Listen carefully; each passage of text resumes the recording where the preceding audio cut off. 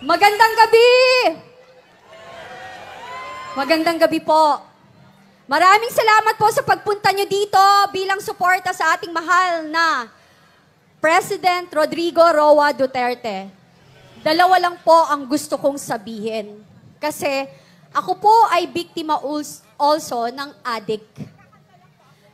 Hindi ko ho maintindihan na kung bakit ang ating mga leader or yung iba ang pinaglalaban is yung mga kriminal at addict. Bakit ho hindi nila ipaglaban din yung mga katulad kong biktima na mga addict? Hindi ko sinasabing ang pagpatay ay tama. Wala hong ganon. Pero sinasabi nilang may due process dapat nung pinili na magkaroon daw ng sinasabi nilang EJK. Bakit ho? Yung hubang 2 taon or 5 taon na naghahasa ng isang drug addict, nagkaroon din huba ng due process? Hindi, di ba? Yung ordinaryong mamamayang Pilipino, estudyante, nagagraduate sa kolehiyo, pinatay ng addict, may due process? Wala, di ba? So kaya kayo dyan, kayo, nang sinasabi nyo, you are after for human rights. Tigilan niyo ho kami. Kasi kung human rights, mas binibigyan niyo ng pansin yung mga biktimang bata, kababaihan, at mga biktima ng pinapatay ng mga drug addict at nasirang buhay ng mga drug pusher and dealers. Hindi nanginginig ako kasi pag ikayo, alam nyo, kapag kayo po ay biktima, hindi nyo alam saan nanggagaling yung galit. Kasi hindi ko maintindihan bakit mas binibigyan ng pansin nila ang mga kriminal.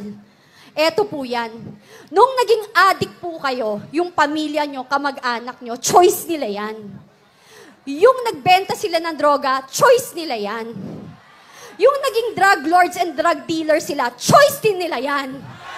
Pero yung mga naging biktima ng mga yan, ng drug dealers, ng drug addicts, saka drug pushers, hindi ho nila choice na maging biktima.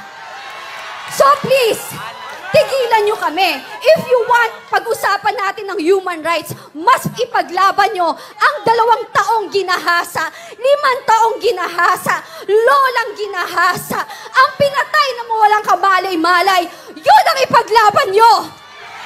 Yun ang masakit. Kasi pinaglalaban nyo kriminal. Pinaglalaban nyo mga walang kwenta. I'm sorry, hindi ako sorry, not sorry.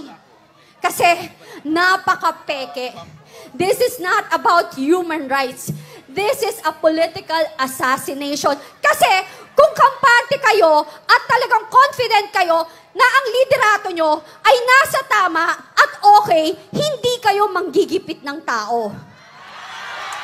Alam nyo, ang naaayon na mabuting leader ay hindi magkukos ng gulo. Ang leader na talagang ang malasakit sa mamamayang Pilipino ay hindi magbibigay ng pasakit. Yun lang po. Maraming salamat.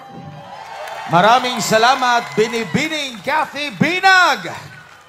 Talagang galit tayo sa mga adik.